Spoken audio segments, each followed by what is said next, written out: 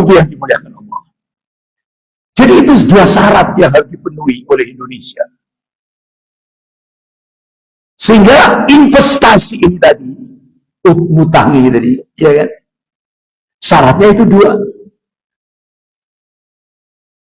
Indonesia harus wajib menjadi negara sekuler. Yang kedua, 10 juta rakyat Cina daratan harus masuk. Dan yang ketiga, otomatis dengan 647 triliun, Cina memaksa penyelenggara negara Indonesia merusak undang-undang. Puncaknya, Cina merusak konstitusi negara. Itulah yang terjadi. Nah, setelah itu apa yang dilakukan oleh Cina? Penguasaan wilayah.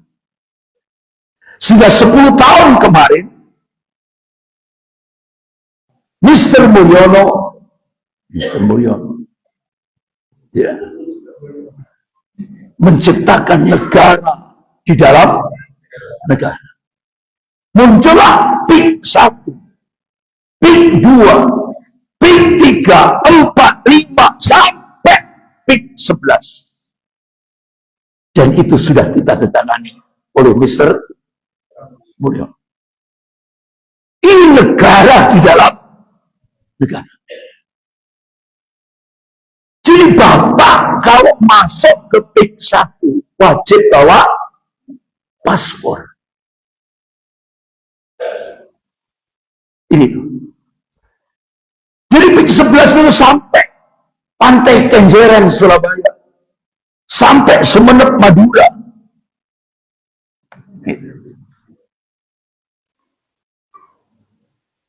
Dirusak. Dan setelah itu apa yang dilakukan oleh Cina? Sumber daya alam Indonesia dijarah. Lewat siapa? Proxy war. Pengkhianat-pengkhianat bangsa. Nikelnya diambil. Sampai-sampai Bapak Ibu yang dimuliakan Allah, ada kakak beradik.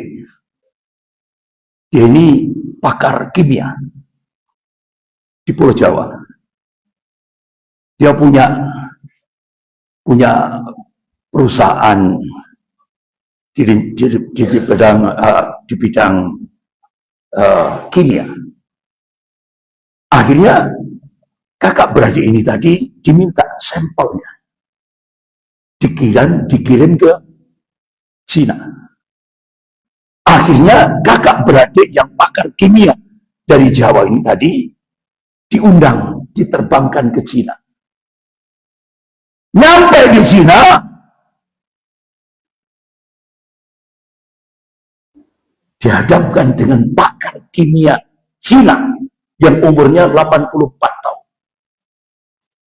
Bapak 84 tahun ini? Belum, 70. Ini 84 tahun.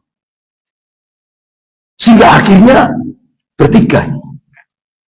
Ini kakak beradik, ini dari pakar kimia Cina. Di sebuah kafe terjadi dialog.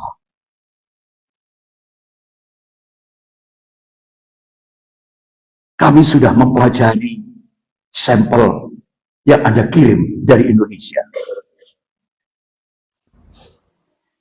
Tapi kami di Cina sudah memproduk power bank.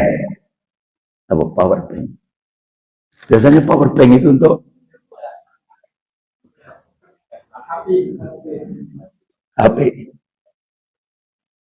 Tapi di Cina power bank bisa dimasukkan 13.500 kilowatt energi listrik,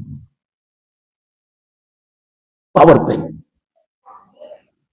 gabungan antara lithium dan nikel.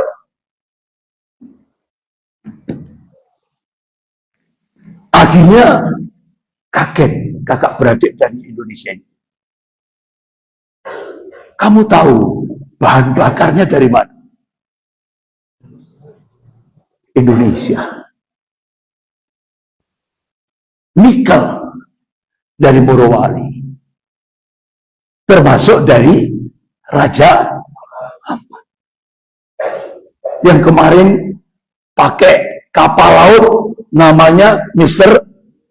Mulyono sama istrinya.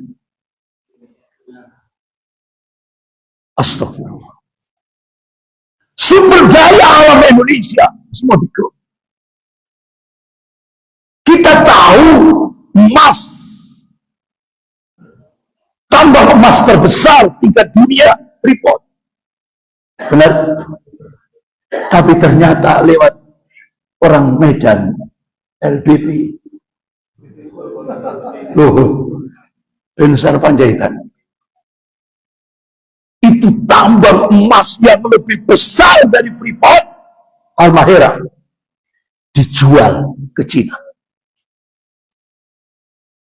Nah, sampai akhirnya kakak beradik ini tadi sampai begitu mendengarkan pepaparan dari pakar kimia dari Cina ini tadi, sampai otak saya kram. Itu sampai gambarannya itu apa kram gitu ya, otaknya kram, kaget. Ternyata bahan bakunya dari Indonesia. Jadi nikel yang terbaik seluruh dunia itu dari Indonesia. Astagfirullah. Itulah. Jadi ternyata di Indonesia ini banyak pengkhianat-pengkhianat bangsa daripada penyelamat bangsa. Itulah yang terjadi di Indonesia. Nah, makanya kenapa Cina untuk menghadapi Anies Baswedan menyiapkan 500 triliun. Ya kan? Bahkan yang diharapkan, yang sangat-sangat diharapkan Cina, Presiden Indonesia ke depan, Fufu Fafa.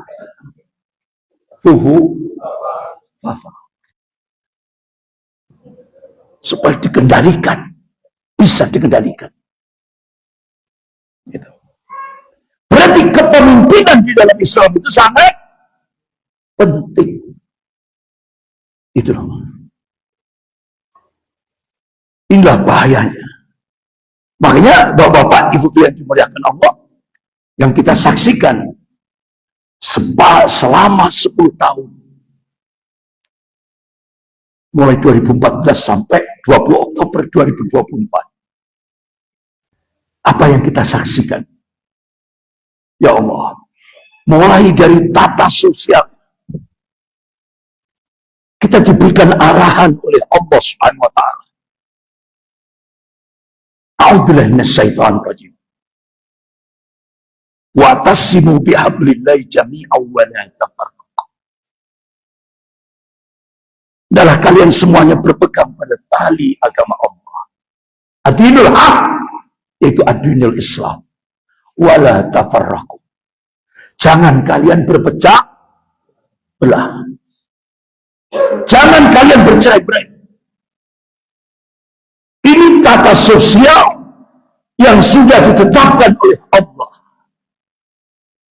Kita nggak boleh pecah.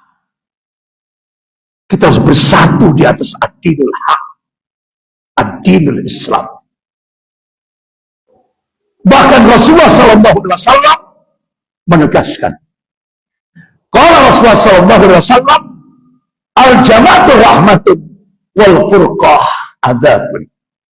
Ini hadis sahih rawahu Ahmad. Bersatu itu rahmat, berpecah itu adalah adab. Ini hadis sahih rawahu Ahmad. Tapi sayang, 1000 sayang. Yang paling banyak disampaikan di mimbar-mimbar Jumat, bahkan di media televisi, bukan hadis sahih yang diajarkan oleh Rasulullah. Berjamaah itu rahmat, berpecah itu adalah azab. Tapi yang sering disampaikan, dimunculkan di mimbar Jumat, bahkan sampai di media-media semuanya, ikhtilaful ummah rahmatun. Perbedaan di tengah-tengah umat rahmat. Bapak ibu pakai pembesar, kata pembesar, cari di kutub sittah, nggak akan pernah ketemu ikhtilaful ummah rahmat. Nggak akan pernah ketemu. Aneh kan? Yang disampaikan di tengah-tengah umat, perbedaan adalah rahmat. Itu tidak ada dalilnya. Sampai Rasulullah bersabda, qala Rasulullah sallallahu alaihi wasallam, "Faman kadzdzaba alayya muta'ammidan falyatabawwa maq'adahu minan nar." Barang siapa yang ngomong ini dariku, kata Rasulullah. Padahal Rasulullah tidak pernah bersabda seperti itu. Dia sampaikan dengan kesengajaan tanpa ilmu. Falyatabawwa maq'adahu minan nar. Maka bersiap-siaplah menduduki kursinya di neraka. Gak akan pernah ketemu. Tapi sayang, yang hadis yang sahih gak pernah disampaikan.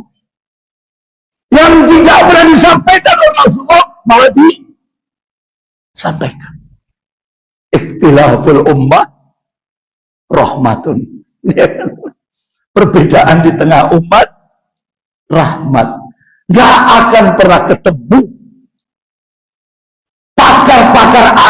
pakar-pakar hadis, ulama-ulama ahli sunnah wal jamaah gak akan pernah menemukan itu. Tapi kalau al jamaatul rahmatun wal furqah adzabun, bersatu itu rahmat, berpecah itu adalah azab, itu baru ditemukan. Itu hadisnya sahih rawahu Ahmad. Insya Allah Pak, kalau para khatib, para mubalik itu menyampaikan bersatu itu rahmat, berpecah itu adalah azab, saya kira umat tidak akan pernah berani untuk berpecah. Dia akan bersatu, berjamaah itu adalah rahmat, berpecah itu adalah azab. Bapak-bapak, ibu-ibu yang dimuliakan Allah, ini tata sosial yang diarahkan oleh Allah dan Rasulnya. Tapi selama 10 tahun, tata sosial kita dirusak oleh Mr. Mulyono. Apa? Divide et impera. Adu domba. Kiai diadu dengan habaib. Sudah terjadi.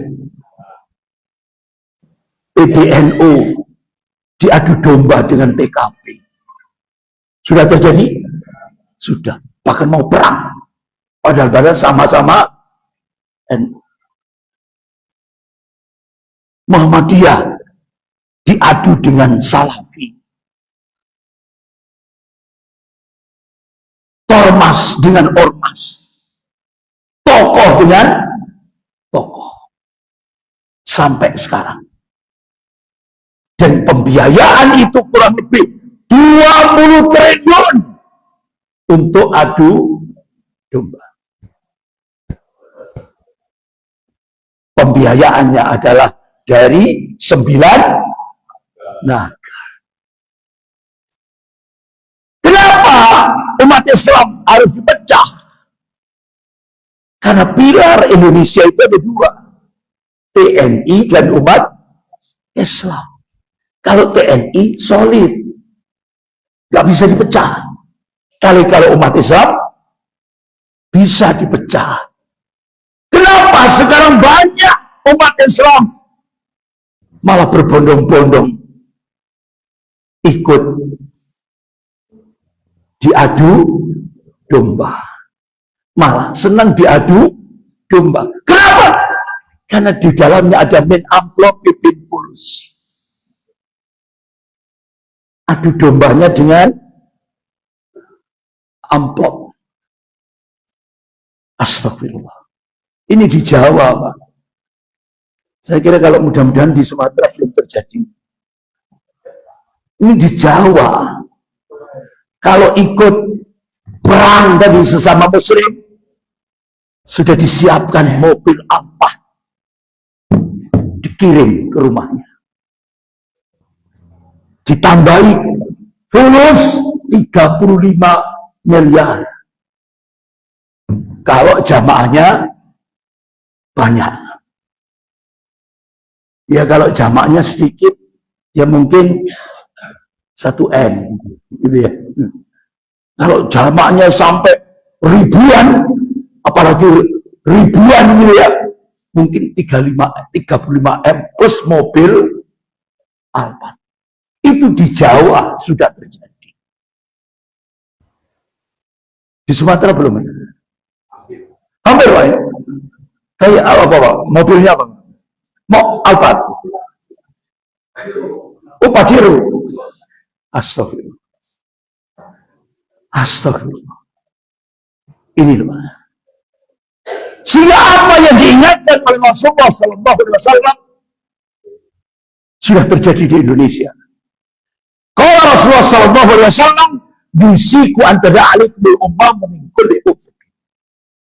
Hampir-hampir kata Rasulullah, umat-umat kafir itu saling menyeru, ngajak-ngajak untuk menyerang kalian min kulli ufukin, dari segenap arah, dari segenap penjuru.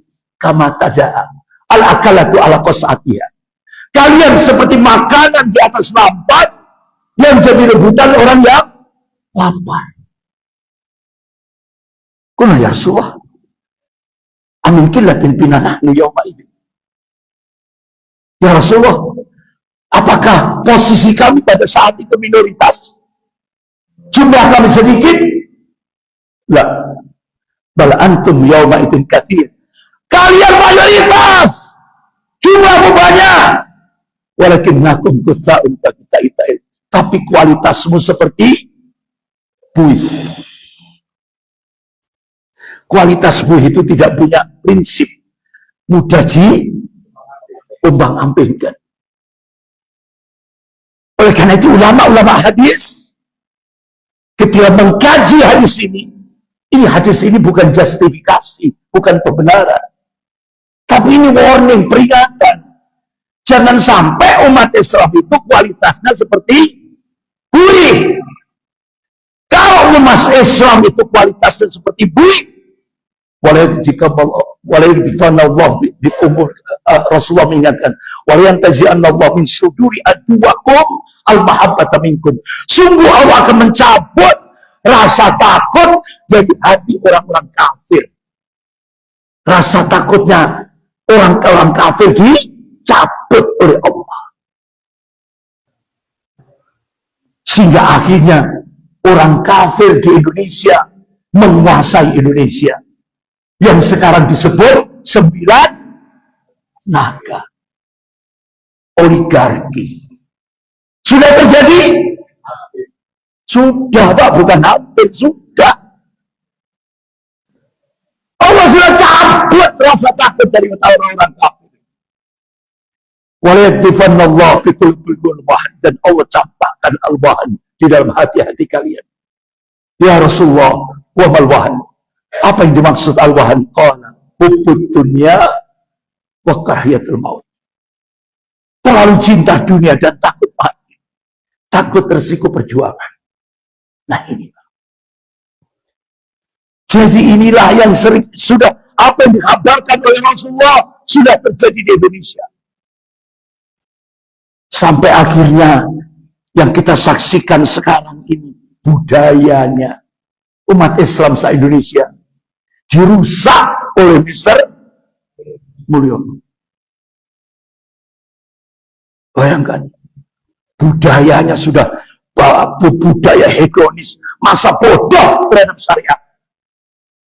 Akhirnya masa kalangan mudanya disibukkan dengan game online, kalangan dewasanya disibukkan dengan judi online, kalangan orang tuanya disibukkan dengan pinjaman online. Bahkan budayanya dirusak, budaya-budaya syirik dibangkitkan kembali dengan alasan kearifan budaya lokal. Sudah terjadi? Sudah. Pendidikannya materialistik selama 10 tahun. Mr. Mulyono ngangkat Profesor Dr.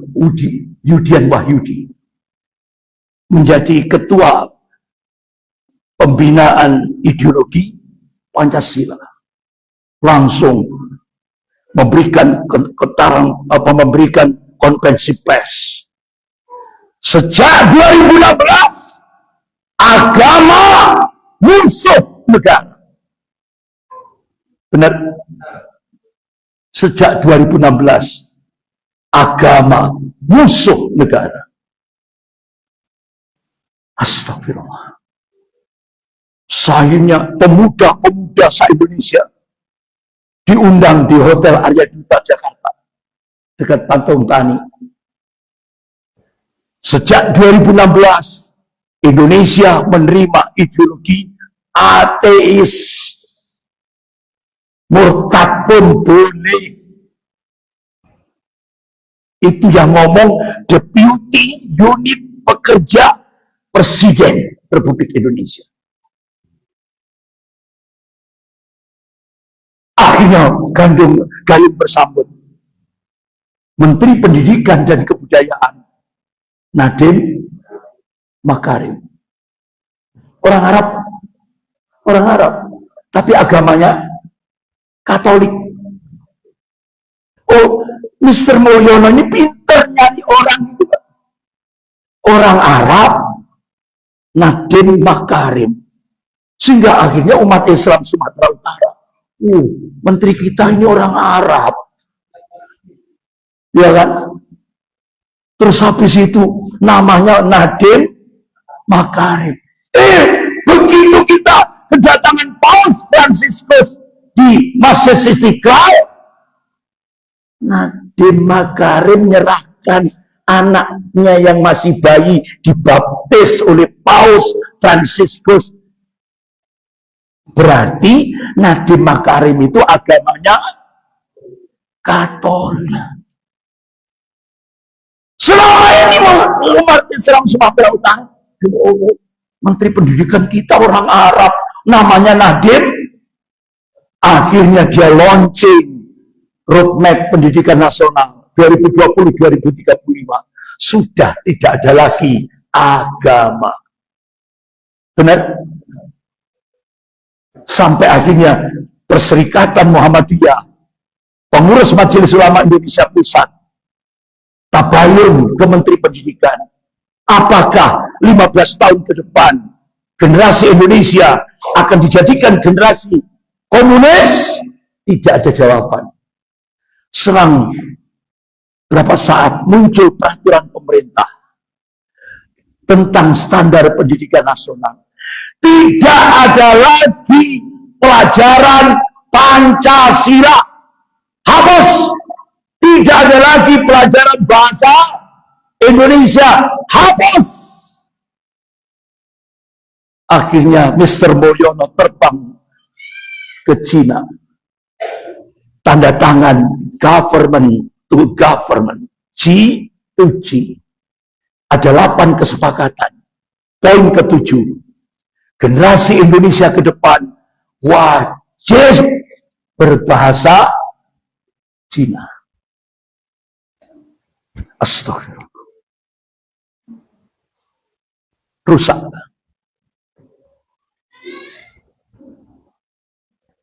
Ekonominya kapitalisme. Sistem riba. 10 tahun. Juga kita selama 10 tahun kemarin di era Mr. Mulyono beli sepeda motor cukup KTP. Beli mobil cukup KTP. Beli rumah KTP. Mebel KTP. Sampai di majelis-majelis taklim saya diberitahu ibu-ibu, Ustaz, beri kerudung saja itu sampai 3 kali nyicil. Sistem riba. Astagfirullah. Dirusak. Politiknya oportunis, bebas nilai, riswah, nyuap, curang, boleh. Benar? Boleh. Bahkan diperintah oleh Mahkamah Konstitusi, boleh. Securang-curangnya, boleh. Benar? Disetujui oleh Mahkamah Konstitusi. Dihancurkan sistem politik. Bahkan agamanya pun dirusak. Apa? Lewat Menteri Agama Pak Yakut Kumas. Wahai umat Islam Sumatera Utara,